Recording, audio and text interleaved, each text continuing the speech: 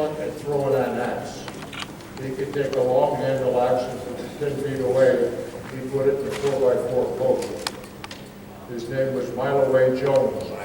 Miloway. Actually, Henry Hathaway gave him that name because every time you wanted him, he was a mile away.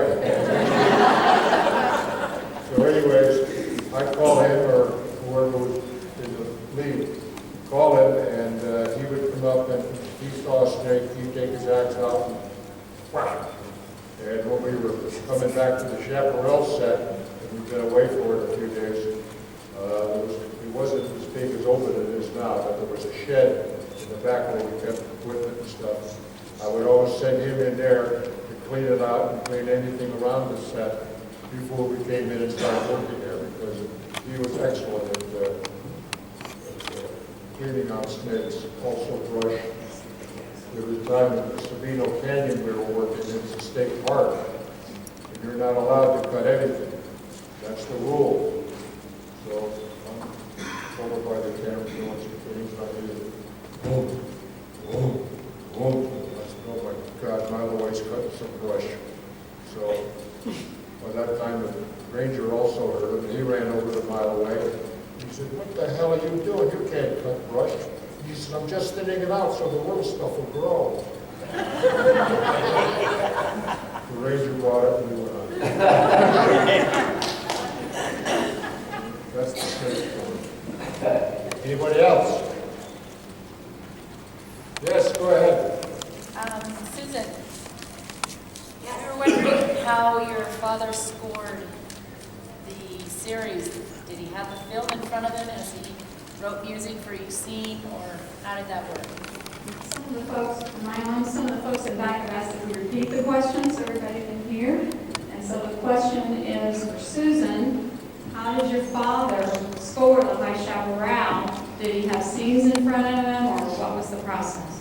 You know, every week, my father would go into the studio and watch the cut version of the episode that he was going to write the music for.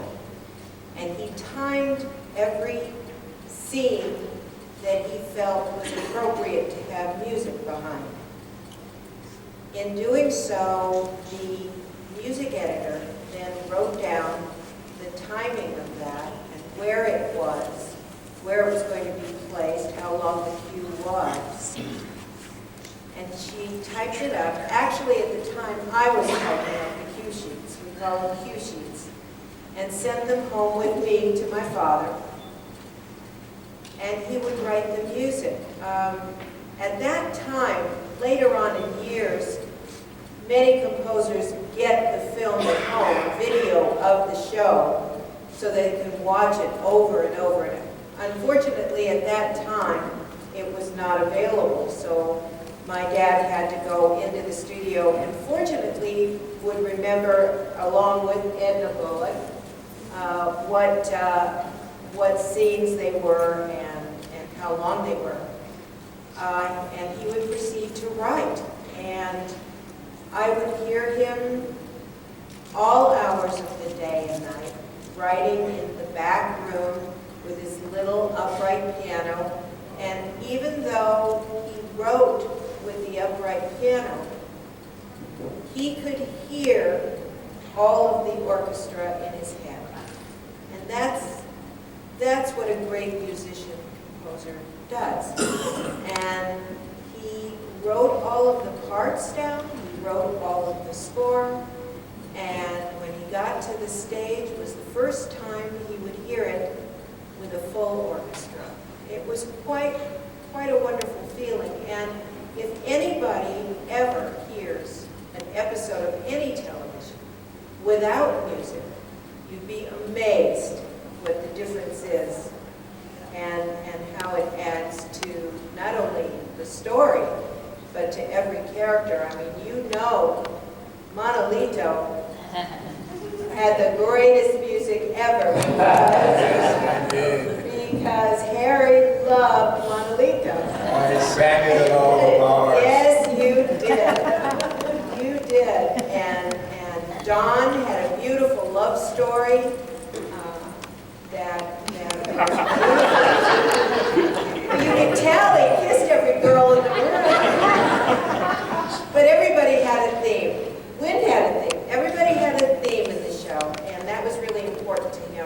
Thank you for asking the question, because he was quite a composer. He really was. He loved the show very, very much. Well, I'll add one thing to what she was saying. Each show itself had to be recorded with a live orchestra. And we had generally anywhere from 20 to 25, 30 minutes of music in each show.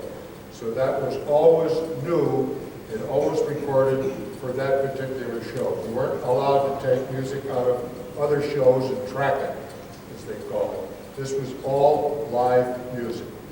And then later, the last 2 years of Little House, he also did Bonanza. Chaparral. He also did Bonanza, so he was doing 2 one-hour shows a week. And he'd come in. That's a lot of music. And that's a lot of music. Once in a while, he'd come home and say, Susan, I can't believe it. And I'd say, what's the matter? He said, that show has wall-to-wall music. Because it wasn't that great of a story that week, and so the producer would say, Harry, would you save my picture, please? Put some more music in it. Of course, it rarely happened. The shows were so great. It was a tough role. Her father did very well. You know, talking about fathers, I got to tell you about Ken McCray. In those days, when we were young, Ken was like a father to all of us. He was our big daddy. He gave us the money. He made sure we were out of our diapers, ready to work. And he lined up everything. The whole production he had lined up. He had to make sure the stories are right, and days in and out of everything, the transportation, the food, the caterers. Mammoth job. And we just played, and he kept us straight. If that meant for him, we wouldn't have a show. So I can't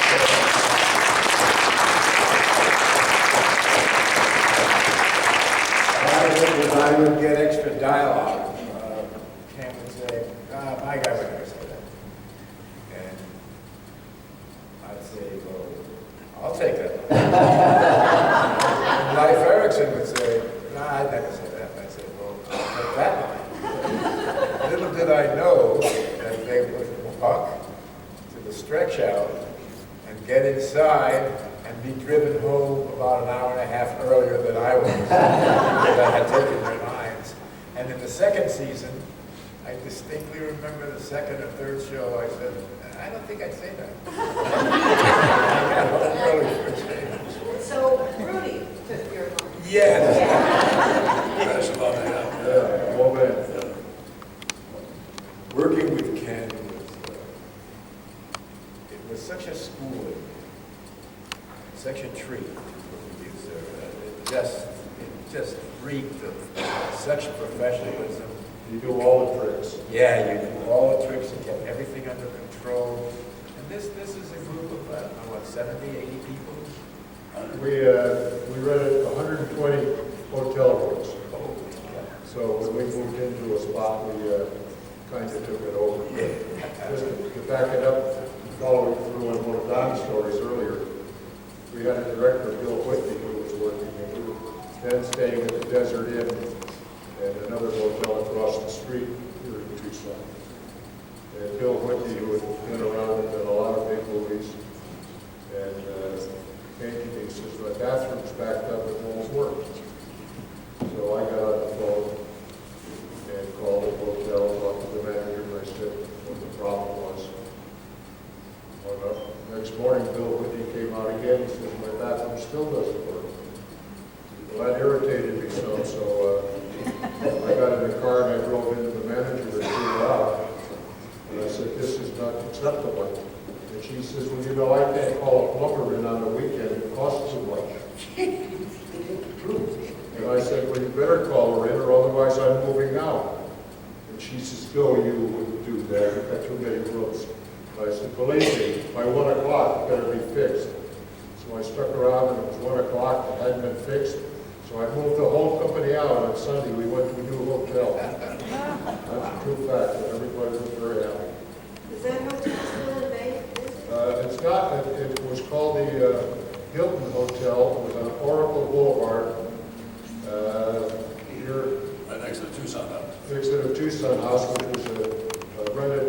furnished apartment, and so I rented apartments for all the cast so they could have a nice furnished one-room apartment.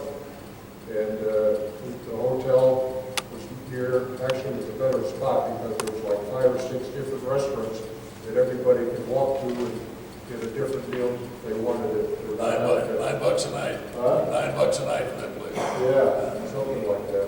But it was, we had pretty good, in those days you were supposed to room with somebody. And the first year that you did, because that was a union rule, you could put the crew 2 in a room, 2 in a room. It finally got to the point where I didn't like it. You're out there in the sweat all day, 105, 110 temperature, working in the rocks. You don't want to have to come home and smell somebody else beside you.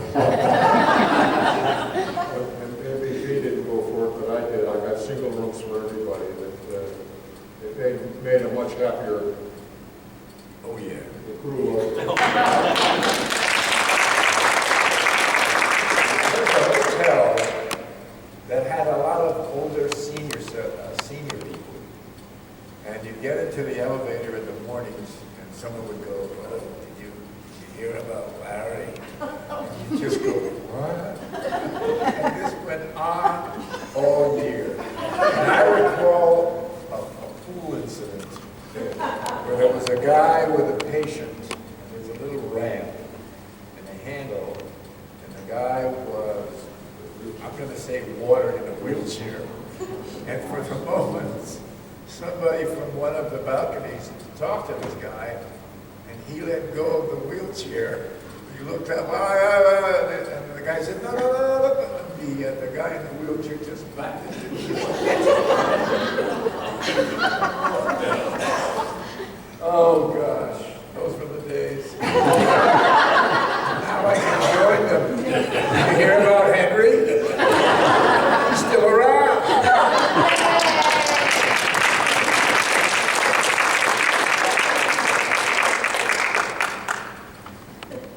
Yes, ma'am.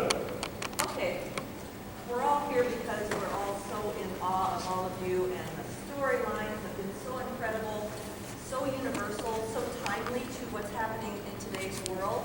So my question to you is, do you think there could be, with all the information that Penny had said as far as the huge family High Chaparral has generated, any potential for a grassroots movement to get another High Chaparral on the air, the next generation?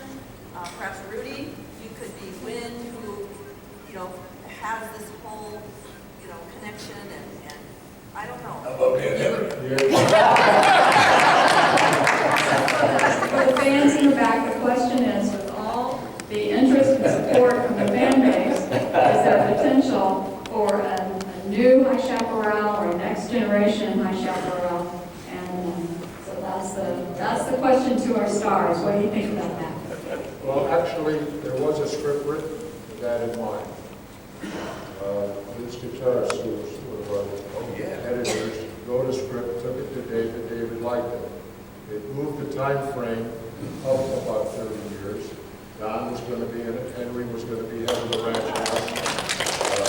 Who got Linda? Huh? Who got Linda? But anyways, Henry,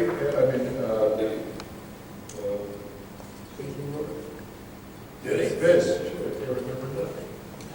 Vince and David took it to NBC. They didn't like it. They didn't want it. They didn't want to do a Western because of the cost. And you have to admit, when we did shows, the people that ran the network were also showmen.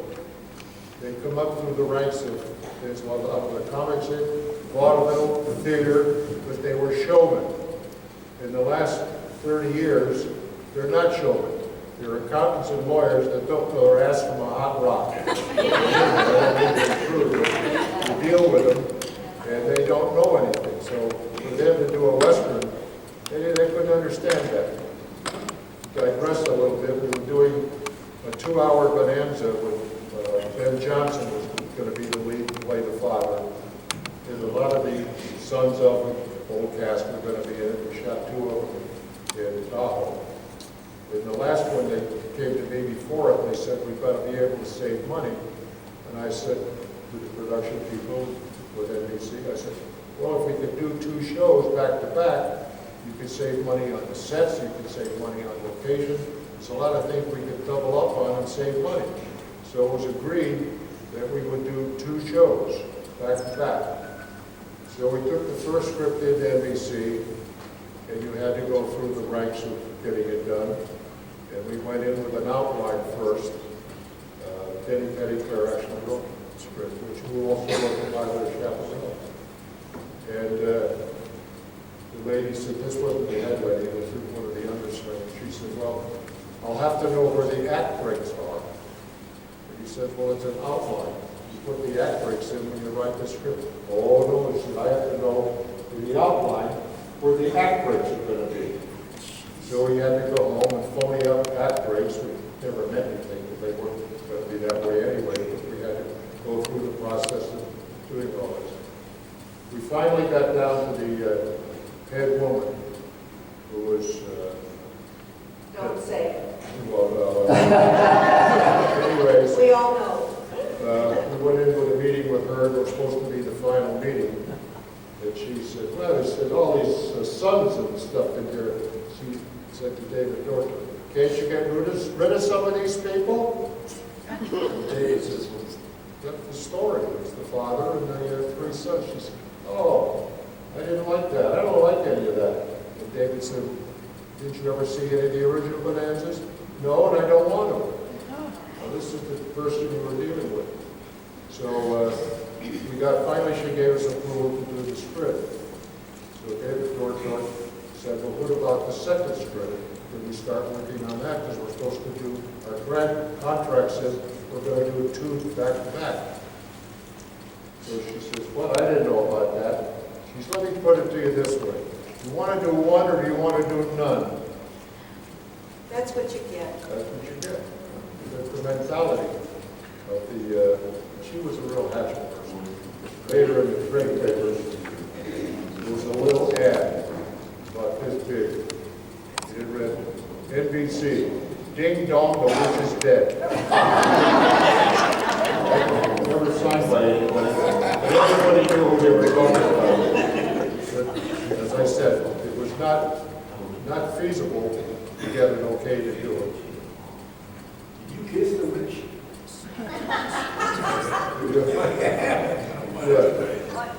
No wonder you're still alive. Could there just be, you're the descendants of the original people that were on the Chaparral, and now you're in present day? Well, that particular script that I said was like 30 years later. Don was running the ranch, Henry was running the ranch, and I forget who got rid of it. Probably everybody.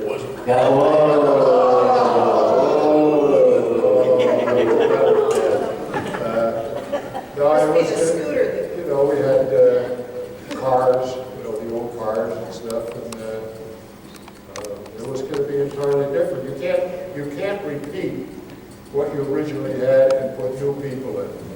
That was never the intent of anything. We never thought that you can't copy it with new people, because it wouldn't have worked.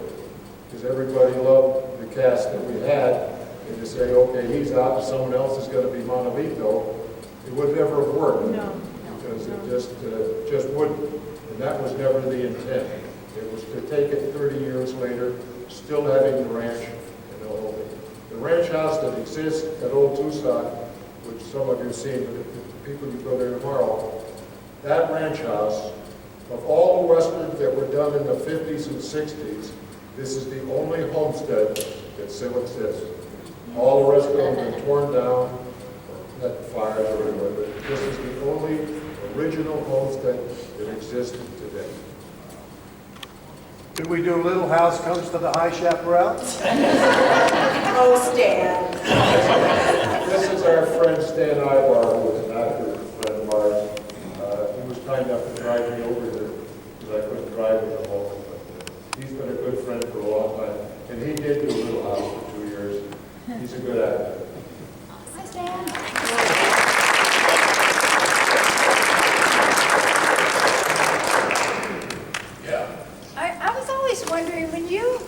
shows when you spoke to the Indians in Apache? Was that just something you made up, or was it really Apache talk? The question is about the Apache dialogue in the show. Was that real Apache, or is it something that you made up? Part of it was as a result of my taking down dialogue from other movies and other shows. But I got a Boy Scout book on Indian Sign Language. So for a while, I was the only actor who communicated with Apaches using sign language and then making up a few phrases here or there, which, by the way, I tried on the Star Trek episode. So they said, "Can you do something here for that?" And I said, "Yeah, listo. And someone wrote in, "The captain, you used to say that on High Chaparral." So I got caught cheating. Yes.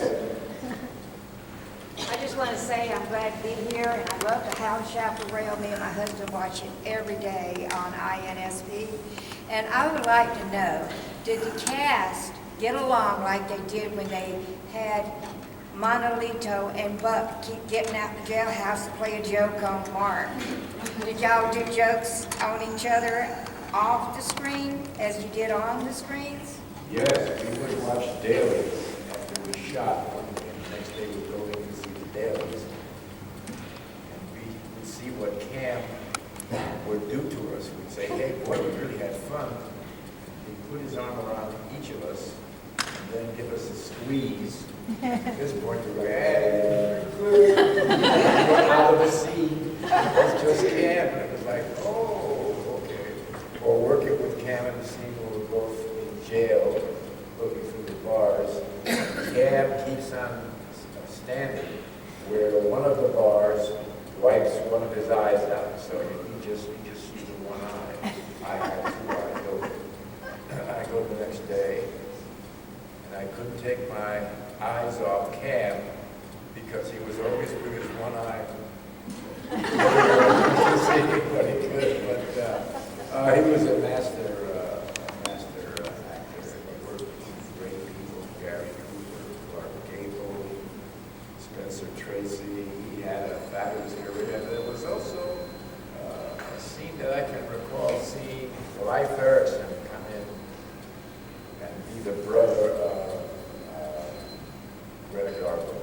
And he was tall, and white hair, makeup and stuff, and so he looked fabulous. We had two entirely representative actors that first on the show, being the first two stars, and then the Crystal had worked and become so popular in Mexico, working with Jimmy Stewart and Richard Widmark, et cetera, and then I don't recall how some of the, Don had done his series already. No doubt. And I remember seeing that. That was Kip was on that show too. Oh, I didn't know that. Yeah.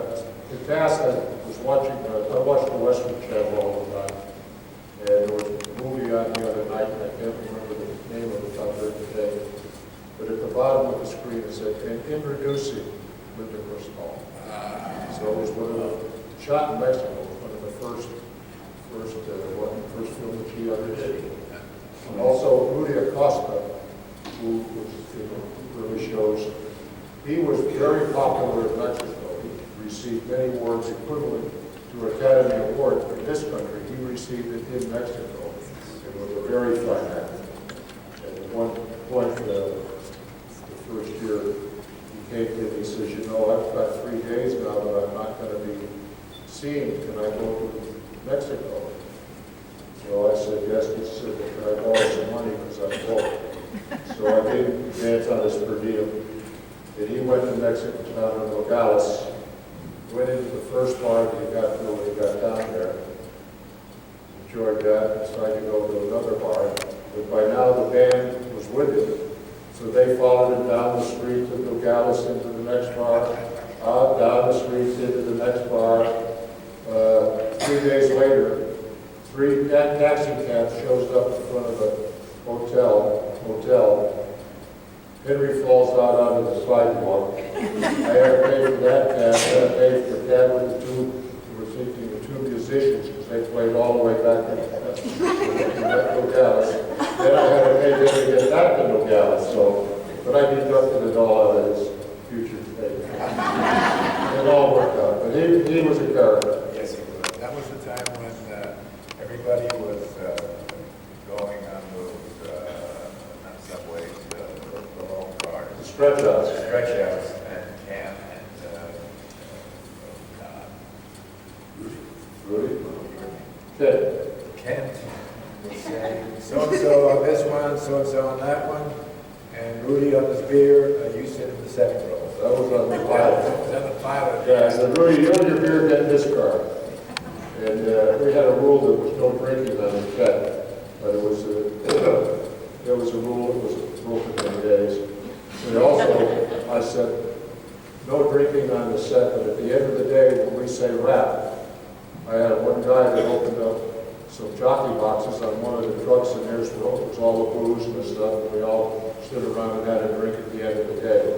But beer was kind of nice. Actually, that same day that I told Rudy and his beer to get the stretch out, along about 3 o'clock in the afternoon, I went and knocked on his dressing room. I said, "Roberto, you got any beer left up, for I'm dying of thirst."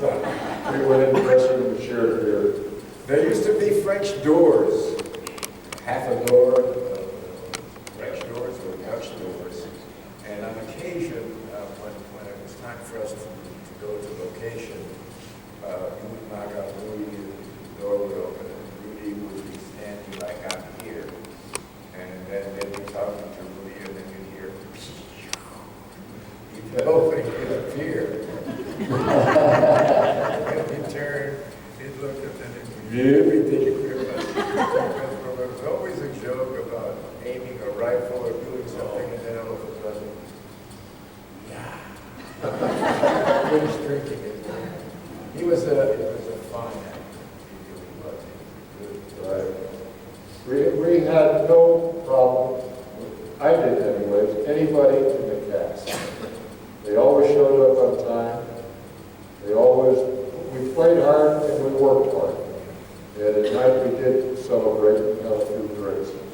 I actually had my own stool in the parlor, bar. Yes, you With did. with a brass plaque that had my name on it. And walk in and tell somebody, "Get out of that stool, it's mine."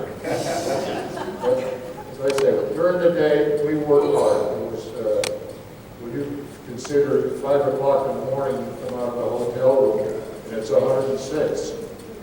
And now you get working in the box and all the brush, it's 120.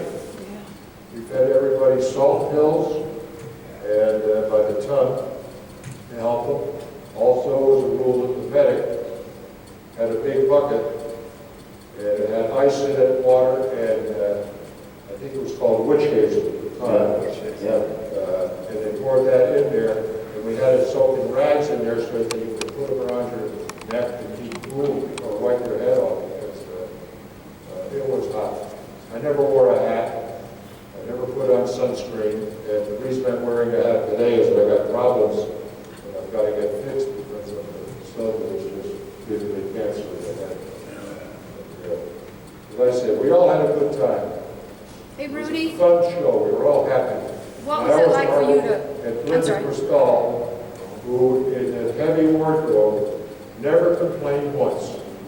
I never heard her complain. She had a little fan that she would hold, those little things on a battery.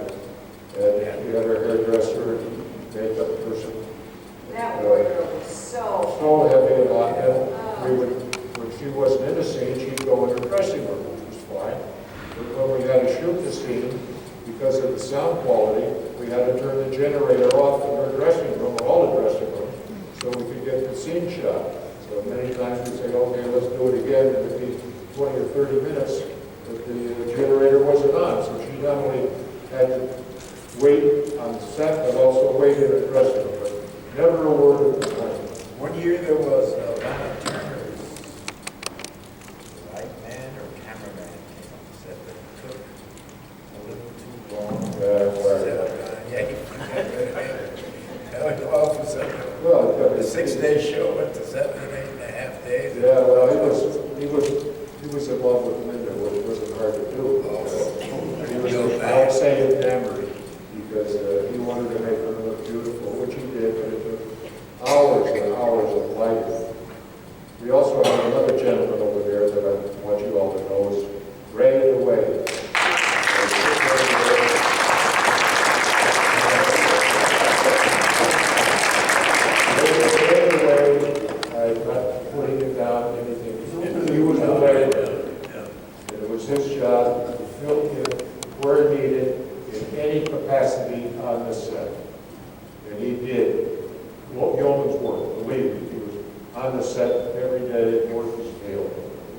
Still a good friend. Is Ray the last remaining member of the crew? I think so. I can't, he and I talked about the crew, but we can't think of anybody that is still around. We had a great crew. We had a set decorator. They used to call him Meyer the Buyer. He brought buy stuff for us. He took Clyde Harper was the head of our transportation, so they went out one day and they said, "Oh, this is, come on over to this bar, I'll buy you lunch." So they went in, had 2 beers, the lunch was free. We bought 2 beers. He took Clyde to lunch. But it was generally a well-working bunch of people. You got a question? Yeah, I was wondering, did you guys take anything from the set when you left to keep something personal? Only money. Oh, I never did. You took some white though. I did. You did? What'd you take? Whatever. I had men's wardrobe.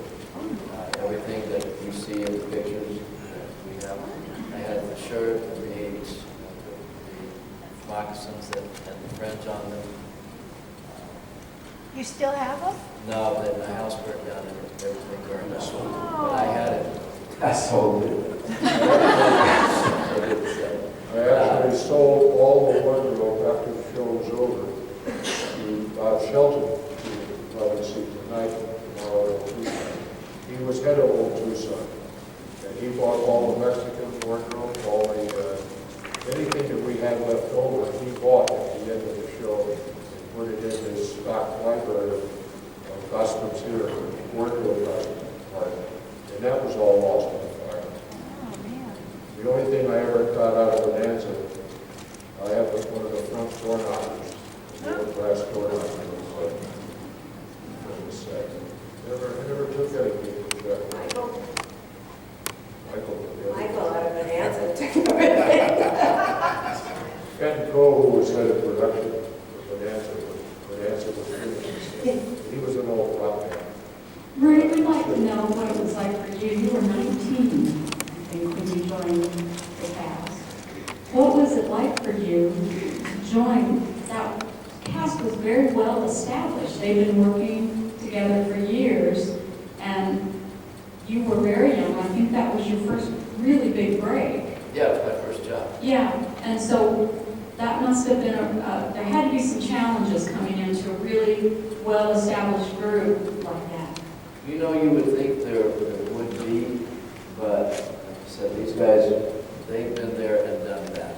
You know, even Henry, who was becoming a big star, had been honing his craft.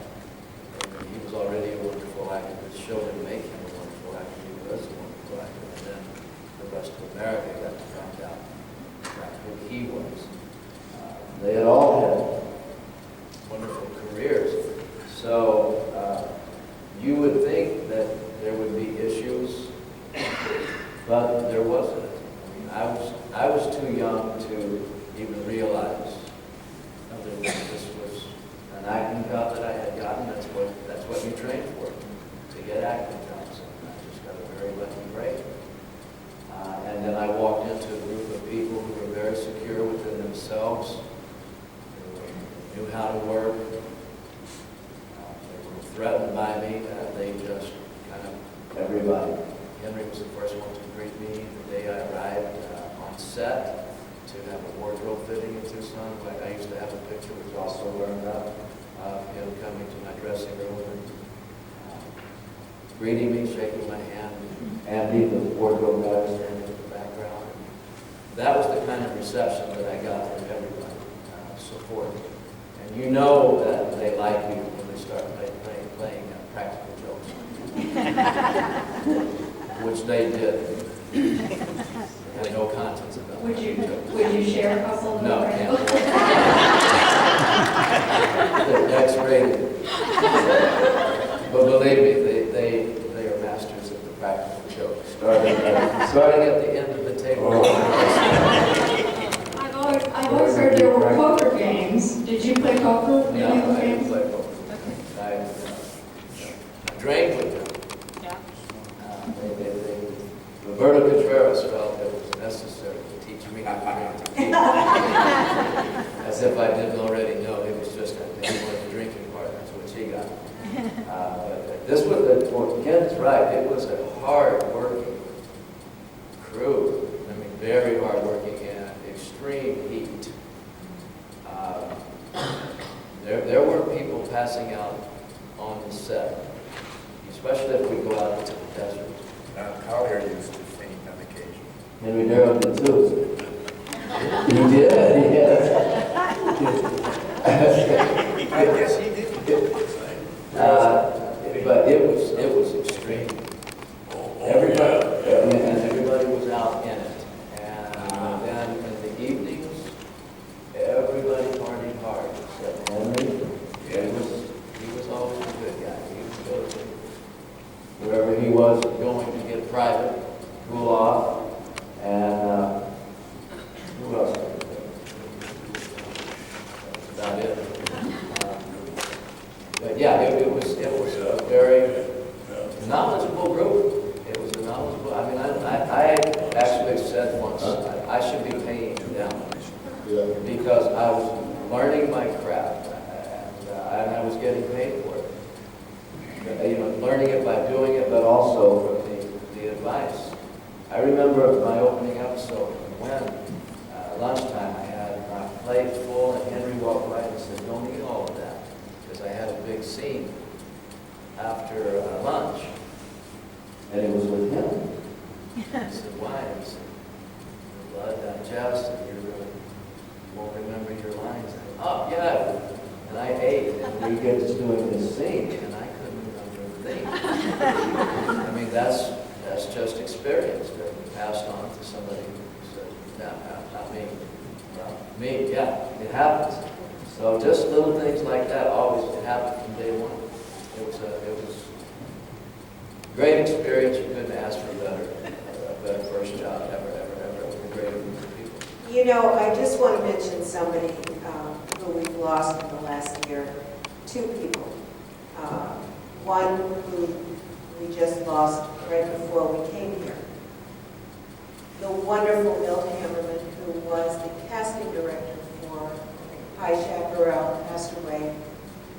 He was here not here in Tucson, but he did attend one of the reunions and so loved it and so happy in seeing everyone. And also, just a week ago, we lost the wonderful Malachi Throne, who came to the reunion and loved it and kept in touch with Penny. And when he would get an invitation to come, he'd say, "Oh, I would love to, but I just can't make it." I really wanted to pay tribute to both of them. They were both very instrumental in making this a special show.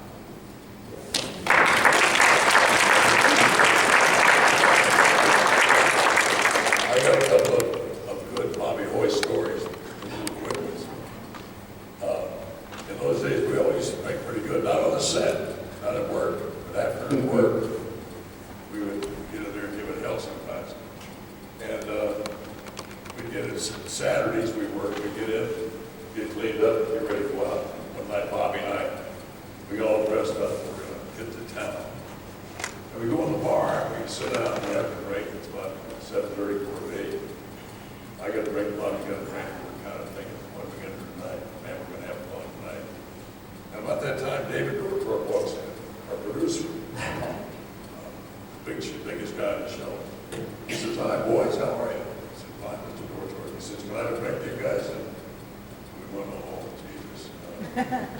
Yeah, sure, Dave, sit down. And the waitress come around, and Dave ordered something. She says, "Bobby, what would you like?" Bobby says, "You already had drinks in there with me." He says, "I'm having orange juice." And I gave that look, and she asked me what I wanted. I says, "I'll take the same thing."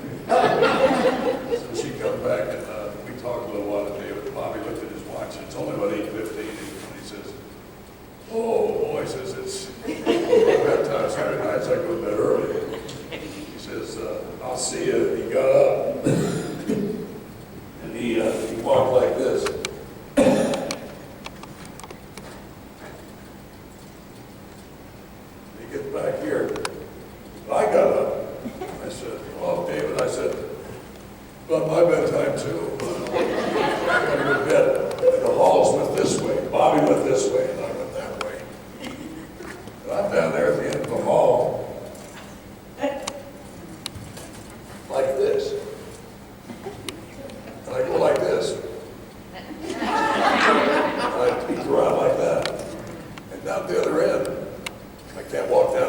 see this. Bobby looked at me, I looked at Bobby. We see David get up and leave. And Bobby goes. So we come back out. We stroll back down to the bar. David hell. Yeah.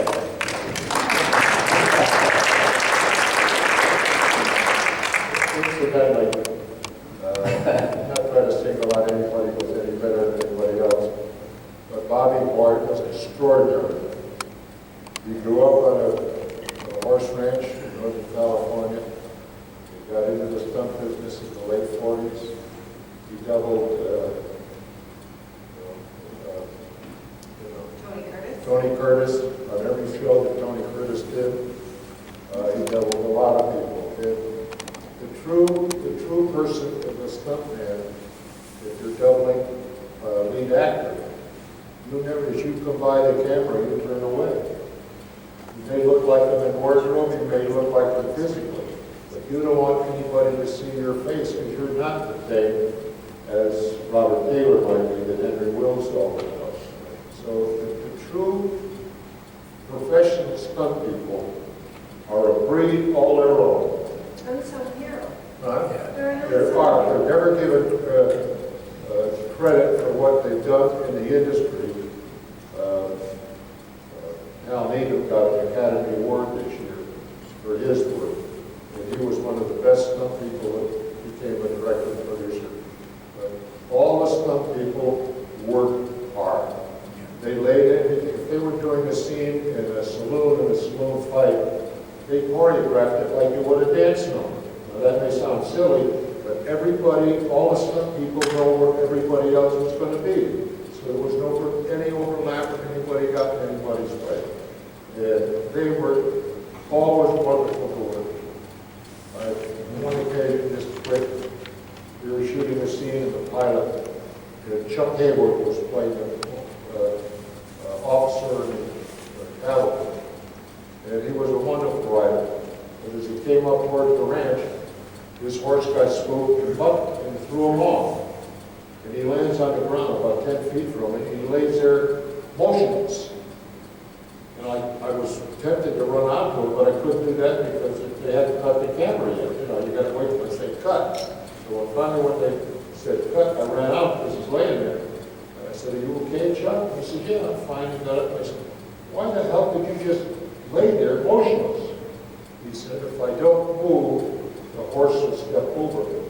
All the other horses, they see you and they'll gauge themselves and step over you. You start thrashing around, they get nervous, I get nervous, and I'm going to get stepped on." So I mean, to be able to think ahead like that was all of them. And they were all a great group of people. Yes. That leads me to a question that I have. Rudy knows that I am interested in natural horsemanship. He and I both share that same passion. And being a veterinarian, it's hard to watch a TV Western or movie Western and the way the horses are yanked around a lot of times. One thing about the High Chaparral is the level of horsemanship skills. I'm sure not everyone came on set knowing how to ride, but the respect that the riders give to the horses was incredible compared to other Westerns of the time and also in movies. So my question is, who was responsible for helping to make sure that the horses had the proper care and consideration? We had a stunt coordinator called Henry Wills. And he worked with all the cast even before we shot the pilot. A lot of them went out to the ranch. Don knew how to ride. Henry had looked at a horse, but I don't think he was very fond of it. And so we had doubles. All the main characters had doubles. You got to remember, they're the money. And you wouldn't want anything to happen to them, so you couldn't work. So all the main characters did have doubles.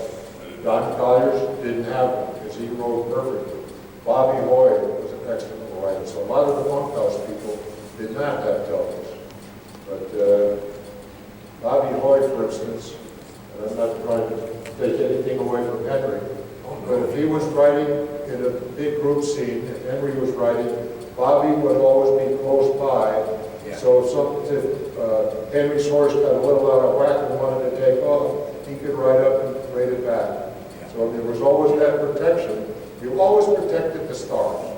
There's no two ways about it, and it's still done in any Western Mississippi. But to answer your question, the main reason that everybody respected the horse was because of people like Henry Wills and Bob White, who really not only respected them, but loved them and wanted to make sure that they weren't hurt as well as the cast members weren't. So that was what the big difference was. Some of the stunt guys like Jerry Gatton, who I all marveled, and he did a lot of scenes in Chaparral, where he's riding along, he picks up both arms, and is firing the rifle, and he's steering the horse with his knees. Now that's a trick you learn. We also had trick horses that you could pull a rein and he would fall. I mean, there was no horse was ever hurt on any of the shows we did. They were always trained horses that they had to fall or buck. So I mean, it was never, you're always conscious of, in the old days, they used to put wires down and the horse would hit the wire and fall. And that was all outlawed by the Humane Society, which was great. No one wanted to hurt an actor. No one wanted to hurt a horse because it just wasn't done. But we always took the time to lay everything out ahead of time. You know, there's always, and you always wanted to get your face in the camera if you could. Even if you weren't delivering some of the dialogue, you'd be kind of in the background and you'd be looking, you know, for space to get your face in the camera. Kind of like for me and Bobby be a horseback, and I'd look at Bobby and sometimes he'd be hanging off that horse like this. You can't ride like that. He said, yes, I can. I have a comment and a question, and probably the question's going to be for you, Ms. McCray. The comment is, I have a 5-year-old daughter who watches the show with me on Friday nights. That's what we do. And she loves the show. And I have to say, Mr. Darrow, she has a huge crush on you. 5-year-old daughter. Rather young, Mark Slade used to go, 9-year-olds used to go for him. I had the one when she was 12-year-old. Well, they're getting younger now. Actually, the question has to do with the theme song or the theme music in the last season. I noticed it changed just slightly. Yeah, it's kind of a more, has anybody noticed that? Yes. It's faster. Was there a reason for that? I would imagine the reason for that was because the arrangement was different. Sometimes it came to changing a sound a little bit so that it sounded fresher instead of the same, which would pick up the tempo, make it more alive, make it more exciting. You'll find that those notes were changed, but you'll find that possibly the rhythm was different and it was picked up a little bit. That may have been the reason, because the timing of the credits, I don't think, were any different. So that's, You also have to consider, as period change, our culture became quicker. You accepted different music because of the way it sounded. We were into a lot of different sound music. So everything you had to kind of stay with the pulse of what the audience wanted. They didn't really want slow things. The whole culture was it was picked up a little bit more. Also, the year, I think it was Stan and I were talking about, the year that Bobby Kennedy was shot and assassinated in Los Angeles. All of 3 networks and all of the major programming features backed off on violence. And it really hurt our show terribly. Not that we had violence, but we had a lot of rough stuff with the wars with the Mexicans, the Indians, and there was a lot of action that we had to curtail. For instance, you could shoot the rider off a horse, but he had to get up and walk away. You couldn't let him lay there. The same thing with a horse. If a horse fell, and you thought he was shot, he had to get up and walk away. And so we were curtailed in many ways with the culture of the time. And I think that also affected the music, it affected everybody. Yeah. Yes. One of my favorite episodes was the one with Frank Borshman and Hamill. And I made comments on Facebook about the beautiful music that was played, the song that Frank Borshman did. And that was a very beautiful piece. Davey Flanagan? Yes, yes. And the other thing I wanted to know was, what was it like working with the camel? Well, Been a lot. I can tell you, I didn't know too much about camels. At one point in my career, I was working with Ralph Edwards, who was the founder of Truth or Consequences and a lot of shows. And I was working a daytime show with him where he used to go back and do camel work and all kinds of stunt stuff out in the street with different people. And we had a camel. And at the last minute, the wrangler got sick. So who's going to lead the camel down the street but me? He spit down my back and it had an odor that made Don Cotter's earlier story look like roses. They're a strange animal. We never had any physical problem. We had special wranglers that took care of them. But they were a strange animal and kind of difficult to work with. It's a great episode. Yes. My question is for Henry about the show Zorro and your book. I was reading your book when I was going through chemotherapy, and it helped pass the hours.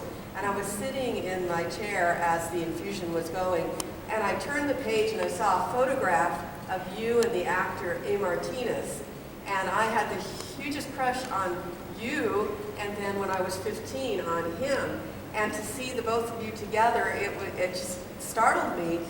I set the beeper going off on my computer. And the nurses came over and they said, "Are you all right?" I said, "Look!" And then I explained all about this. And so some of the nurses said they were going to go online and check out, what High Chaparral was and stuff. But my question is, what was it like working with A. Martinez in the show It was Zorro? good. Or was it a movie or a... He was a very serious person. And he also was a musical person. He was good with his dialogue. And then my character was a magician in Santa Barbara. And he returned home, and my character had a sense of humor. It caught me as I was losing leading man qualities as I was getting older. It brought about another facet of the character, and I still had girlfriends, etc. And he would break up for real. He just laughed at me. And I said, "Okay, well, I'm talking to you seriously." He said, "I know, Dad, I know." And he'd just laugh in my face, and he could get away with it, which is what I used to do with Cameron Mitchell. When Cam and I would be working in the scene, and I laughed for real. I laughed at Cam doing something. I said, "You're not going to pick up those mashed potatoes and just go flop, flop, flop." You pick up the mashed potatoes and went flop, flop, flop. I laughed as Henry Darrow, and that's been sort of a kind of a quality I still try to bring to my stuff. Use myself as a key. Yes. Tell how many times you worked with A, the different from, because I played his father in Seguin, a PBS show. I played his father in Santa Barbara. For which you won a daytime Emmy. Yes.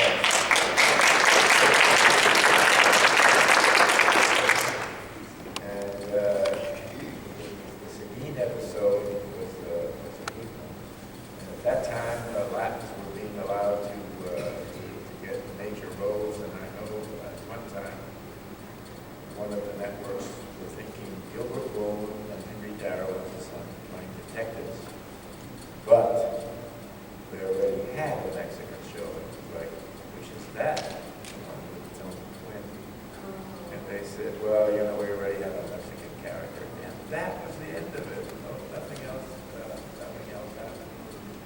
But there were a couple of other shows that, Well, you also, what I thought you might be interested in is that you probably worked with A on that, the religious show, you know? Yeah, there was a religious show Probably the very about first Kaiser. part A ever had Yeah. on screen. And Henry played his father over and over and over again.